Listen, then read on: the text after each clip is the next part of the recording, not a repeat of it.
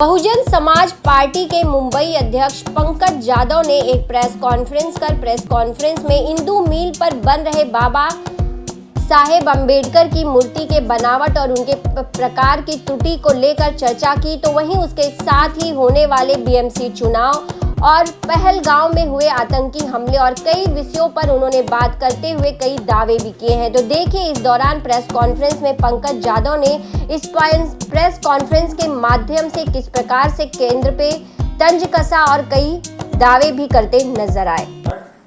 पंकज जी क्या कहना चाहेंगे, जिस तरह से पहलगाम में आतंकी हमला हुआ, उस हमले के बाद से भारत जिस तरह से पाकिस्तान को जवाब दे रहा है, किस तरह से आप इसे देखते हैं और आप किस तरह से अपने सैनिकों के साथ हैं? पहले तो मैं अपने भारतीय सैनिकों के बारे में अगर बोलने जाऊं तो मुझे बहुत फक्र है, बहुत अभिमान है। और भारत जिस तरह से भारतीय पूरे सैन्य बल जिस तरह से पाकिस्तान में घुस के इस आतंकवादियों के अड्डों को उड़ा रहे, तो ये बहुत फक्र की बात है और मुझे इसका अभिमान है। और दूसरी तरफ मैं ये भी बोलना चाहूँगा कि जिस तरह से हम सैनिकों का मनोबल भी बढ़ा रहे और सैनिकों के कामगिरी के ऊपर हम लोग जिस तरह से अपना गर्व महसूस कर रहे, दूसरी तरफ इस सिचुएशन को लाने के लिए हम उतना ही ज़्यादा हमारे भारत सरकार को कोस भी रहे, क्योंकि जब पहलगाम में आतंकवादी आए और हमारे यहाँ के लोगों को मार के गए और मारने के बावजूद भी वहाँ से उनको पकड़ा नहीं गया या उनके ऊपर कुछ ठोस कार्रवाई नहीं की गई या उनको मारना चाहिए था, लेकिन उसमें से आज तक कोई भी मिला नहीं है।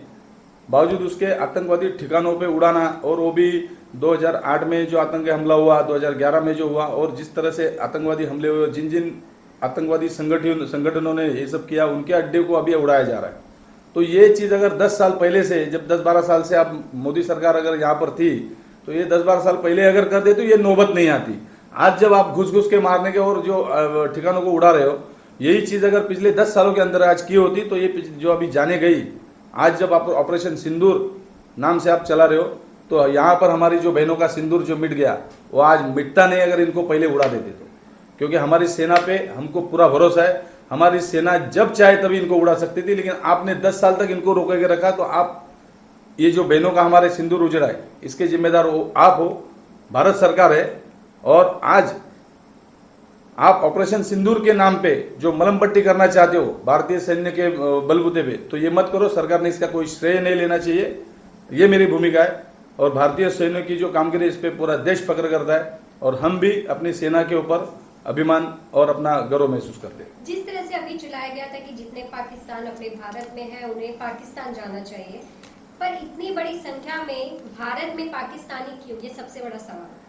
देखो, भारत में पहली बात कोई पाकिस्तानी ऐसा ये नहीं है कि एक देश के लोग दूसरे देश में बिजनेस और इस सिलसिले में जाते रहते। दोनों देशों की एक ट्रीटी होती है, दोनों देशों का एक करार होता है, एक साझा करार होता है, उसके तहत एक देश के लोग दूसरे देश में जाते रहते। लेकिन भारत और पाकिस्तान की जिस तरह से आतंकवाद को लेकर सिचुएशन है, आतंकवाद जो बड़ी समस्या है, पाकिस्तान ने अपनी जमीन आतंकवादियों को अपने अड्डे बनाने के लिए दी है और भारत ने इस तरह से कुछ किया नहीं है। और भारत में रहने वाले मुस्लिम लोग, वो तो यहीं के लोग हैं, तो उनको पाकिस्तान में कोई जाने का सवाल नहीं बनता। लेकिन भारत में जो पाकिस्तानी बड़ी संख्या में आए, ये तो भारत के लोगों ने परमिशन, भारत सरकार ने उनको परमिशन दी है, तभी तो आए। लेकिन भारत में रहने वाले जो मुस्लिम समाज के लोग हैं, क्या उन्हें पाकिस्तान में शादी करना सही है? आप मानते हैं इसको? देखो, शादी का सवाल अगर भारत परमिशन दे रहा है वहाँ की लड़कियों के से शादी करने के इंडियन लोगों को, तो क्यों नहीं करेंगे? और वैसे भी आप देखते हो, वैसी बहुत सारी शादियां हो चुकी है, बहुत से। आप क्या मानते हैं, होना चाहिए या फिर इसे बंद करना चाहिए? नहीं, मेरा तो सीधा और स्पष्ट इस पे अपना मैं मत रखूंगा कि जिस देश के साथ में हम दुश्मनी करते, तो उसके साथ में कोई संबंध रखना ही नहीं चाहिए। उसके साथ में जब इतने लेवल पे अगर जो वहाँ पर आतंकवादियों को पाल पोस रहे और उन आतंकवादियों को हमारे देश पे छोड़ रहे और हमारे यहाँ पर हमारे लोगों की हत्या की जाती है, तो ऐसे लोगों के साथ में हमको रिश्ता बनाने की जरूरत ही नहीं। वो सिर्फ हमारे मोदी जी। बाबा साहब अम्बेडकर की मूर्ति में त्रुटि की बात कही जा रही है, आप क्या इस त्रुटि को कैसे देखते हैं और क्या लगता है उसे सही करने के लिए आपकी क्या मांग है? ये बहुत बड़ा सवाल आपने किया है, क्योंकि बाबा साहब अम्बेडकर ये सिर्फ नाम नहीं है, ये हमारी जिंदगी है, हमारे सांस है, जो भी कुछ है। बाबा साहब के सिवा हमारा कुछ है नहीं यहाँ पे। अगर बाबा साहब नहीं होते तो हम ही नहीं होते। तो बाबा साहब के रिगार्डिंग कुछ भी अगर ऐसा कोई भी गलत चीज अगर हमारे सामने आएगी तो हम इसको बर्दाश्त नहीं करेंगे। मुंबई के इंदू मिल की जगह पर जो बाबा साहब का सबसे बड़ा स्मारक बनाया जा रहा है और स्मारक पे बाबा साहब की मूर्ति लगाने, बाबा साहब का बहुत बड़ा पुतला वहां पर बिठाया जा रहा है।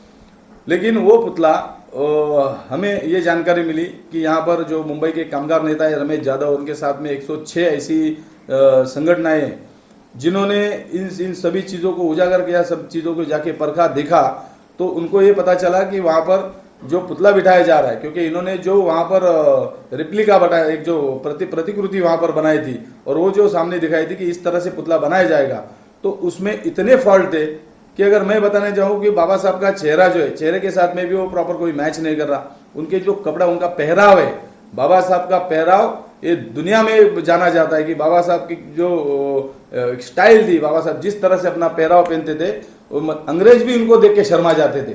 तो इस तरह से उनका एक पहराव था।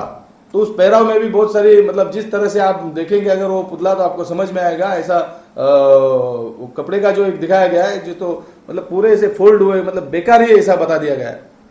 तो वो है, उनके साथ से उनकी जो बॉडी लैंग्वेज है, उनकी शरीर यष्टि, जिस तरह से पर्सनालिटी है, उसमें भी पूरे चेंज कर दिए गए। तो ये सारे बहुत सारे ऐसे सवाल है।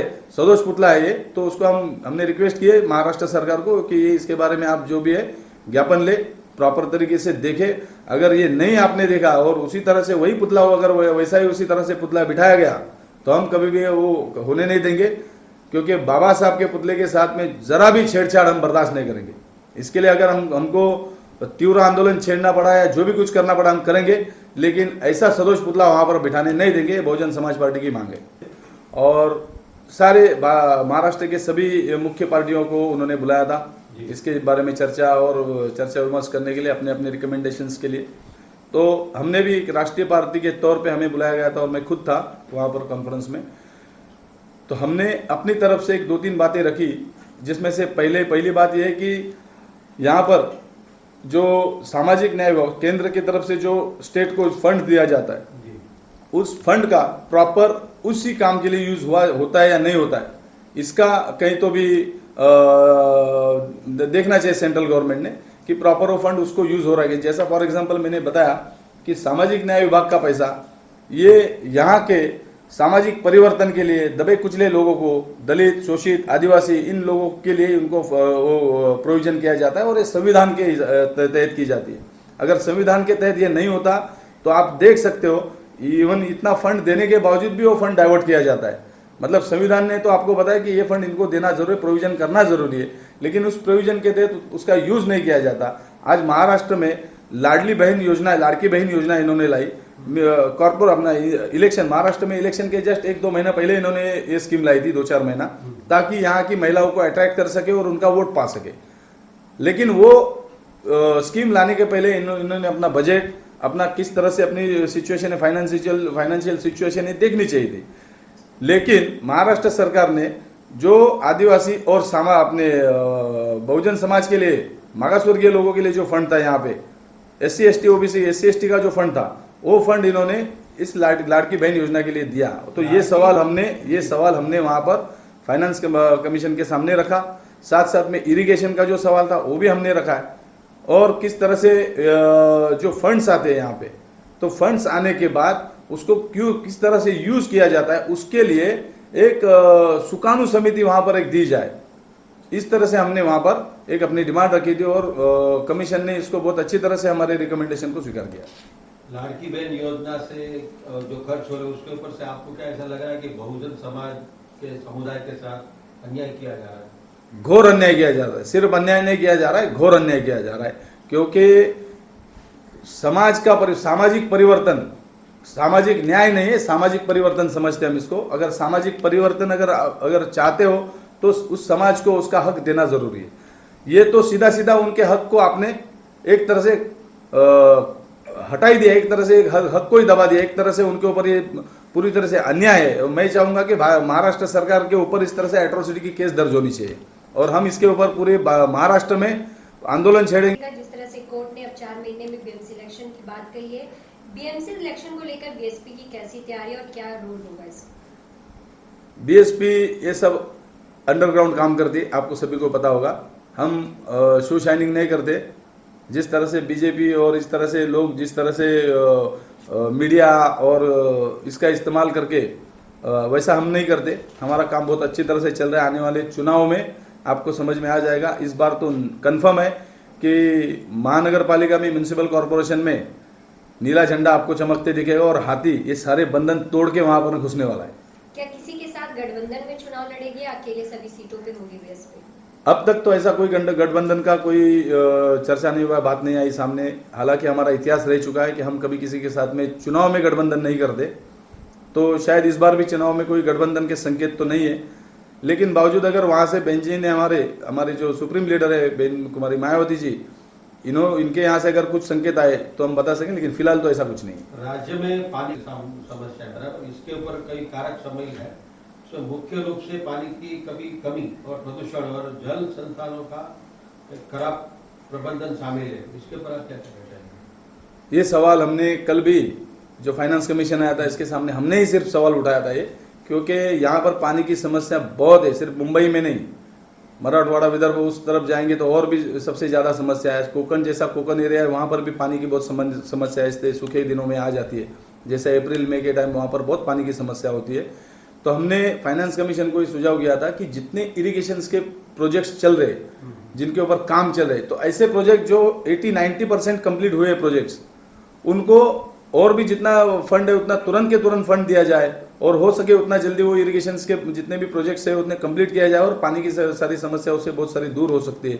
उसी तरह शहरी भाग जो है, यहाँ पर भी पानी की चोरियां होती है, कहीं पर बहुत सारा पानी का मिसयूज किया जाता है। उसके ऊपर किसी का भी बंधन नहीं है।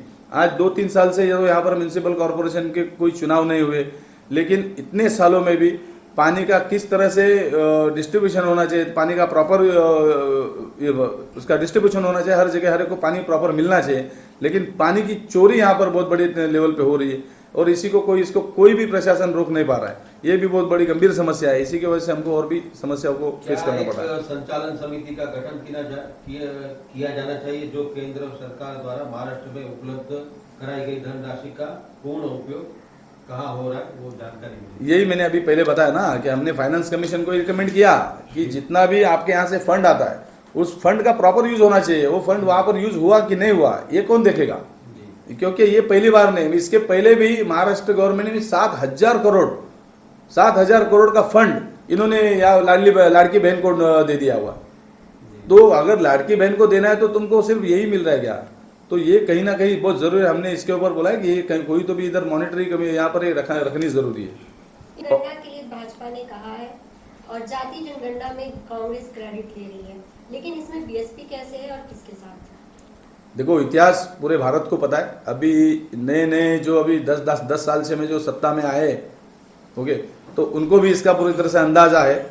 तो हम आपके माध्यम से सभी महाराष्ट्र के और देश की जनता को हम ये बताना चाहते कि जातिगत जनगणना ये बहुजन समाज पार्टी का पिछले 40 साल से ये इशू हमने उठाया था। पार्लियामेंट में इसको बड़ी ताकत से हमने रेस किया था।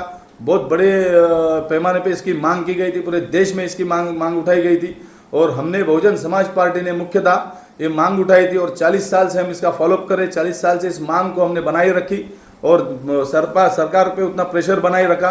इसीलिए सरकार ने ये फैसला लिया कि जातिगत जनगणना की जाए, ताकि हमारा उद्देश्य है कि हमारे लोग कितने, प्रॉपर डेटा क्या है, लोगों तक उतना जो भी गवर्नमेंट की तरफ से अवेलेबल किया जाता है, जो भी व्यवस्थाएं दी जाती है उतने उनको न्याय मिलता है कि नहीं मिलता है, ये देखना है। तो जातिगत जनगणना बहुत जरूरी थी। हमारे लोग कितने ये जानना, उनका डेटा लेना और उसी हिसाब से फिर उनको व्यवस्था में किस तरह से ला सकते हैं, उनके लिए क्या कर सकते हैं, ये हम डिसाइड कर सकते हैं। इसीलिए जातिगत जनगणना ये हमारा मुद्दा है। हाँ, लेकिन कांग्रेस अगर इसका श्रेय लेना चाहती है तो उनको कोई भी हक नहीं, क्योंकि कांग्रेस खुद इतने 70 साल से उन्होंने राज किया है। पिछले 40 साल में तो समझो ये 10 साल अगर छोड़े तो पिछले 30 साल तो वो राज में ही थे। कांग्रेस सरकार रहते हुए मांग की गई थी, लेकिन उन्होंने कभी इसको पूरा नहीं किया।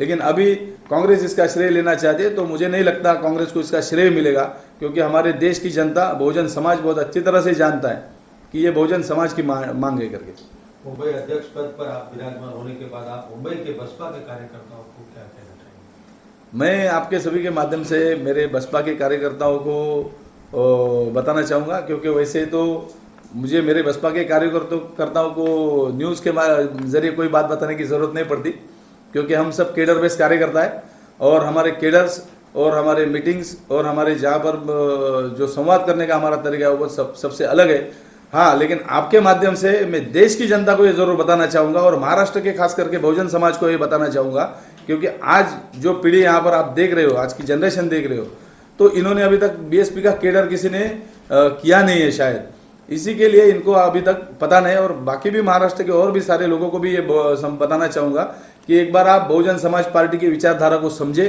एक बार आप बहुजन समाज पार्टी के केडर को अटेंड करें, उसके बाद आप बहुजन समाज पार्टी के बारे में कुछ भी राय देनी है तो आप दे सकते हो। लेकिन मेरा दावा है कि देश का कोई भी नागरिक या महाराष्ट्र का कोई भी नागरिक, मेरे मुंबई का कोई भी नागरिक, मैं तो मुंबई के लिए आह्वान करूंगा कि मुंबई में आपने बीजेपी को देखा, यानी राष्ट्रवाद को देखा, किस तरह से राष्ट्रवाद के नाम पे आज चल रहे आप देख रहे हो। जिन्होंने भारत के संविधान को नहीं माना, जिन्होंने भारत के तिरंगे को नहीं माना, जिन्होंने भारत छोड़ो आंदोलन में अंग्रेजों को साथ दिया, वो बीजेपी आरएसएस आज देशभक्ति का सर्टिफिकेट बांट रहे, तो इनका राष्ट्रवाद पोकल है, ऐसा मेरा मानना है। तो इनके राष्ट्रवाद को आपने देखा, और आज जो सिचुएशन चल रही है वो सिचुएशन में तो आपको बताऊं, ये सरकार, ये बीजेपी की सरकार देश को बर्बाद करके छोड़ेगी। तो ऐसी गवर्नमेंट का राष्ट्र, ऐसे बीजेपी और आरएसएस का राष्ट्रवाद आपने देखा, 70 साल से गांधीवाद को आपने देखा, तो आपने सारी चीजें देख चुके। गांधीवाद के रहते भी कुछ हुआ नहीं है, गांधीवाद में भी देश की तरक्की नहीं हुई। तो अभी देश के सामने बहुजन समाज पार्टी का बहुत बड़ा ऑप्शन है। पूरे मुंबई के जनता को मैं बताऊंगा, एक बार बहुजन समाज पार्टी को आप समझो, उनकी विचारधारा को समझो, उनके केडर को अटेंड करो। मुझे नहीं लगता ये केडर अटेंड करने के बाद, बहुजन समाज पार्टी की विचारधारा को और काम करने के तरीकों को देखने के बाद आपको जिंदगी में कोई पार्टी की विचारधारा की जरूरत नहीं पड़ेगी, क्योंकि देश के सामने अभी सिर्फ अंबेडकरवाद के सिवा कोई ऑप्शन नहीं, क्योंकि अंबेडकरवाद मतलब ही संविधान है और संविधान का मतलब ही देश है। अगर संविधान के ऊपर चलने वाला कोई सरकार यहाँ पर बना सकता है तो वो सिर्फ और सिर्फ बाबा साहब के विचारधारा पे चलने वाला समाज ही बना सकता है। तो इसीलिए हम इसी चीज को लेके मुंबई के हर एक घर में हर एक नागरिक के पास जाएंगे।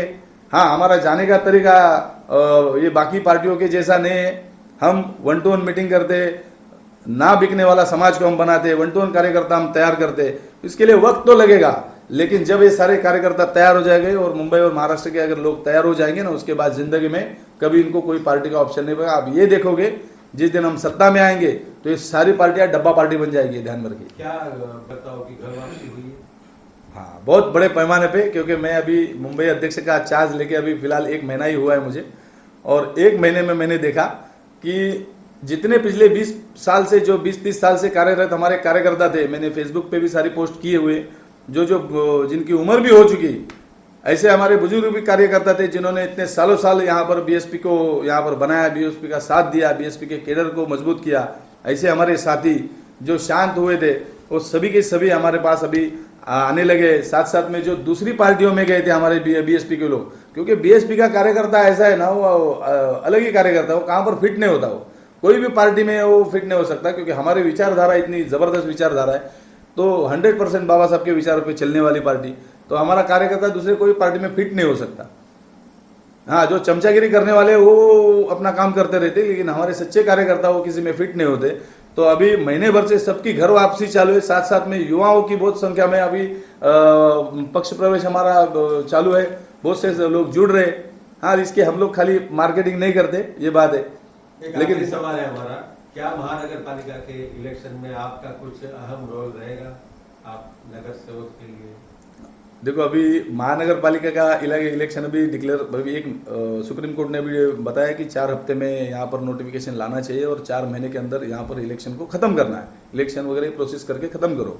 तो उस तरह से हमारी म्यूनसिपल कॉर्पोरेशन के लिए तैयारियां चल रही, जोरदार तैयारी चल रही। और हो सके अगर मुझे ऊपर से आदेश मिला तो मैं भी जरूर चुनाव लड़ूंगा, सवाल ही नहीं, और चाहूँगा कि मैं भी नगर सेवक बनूँ।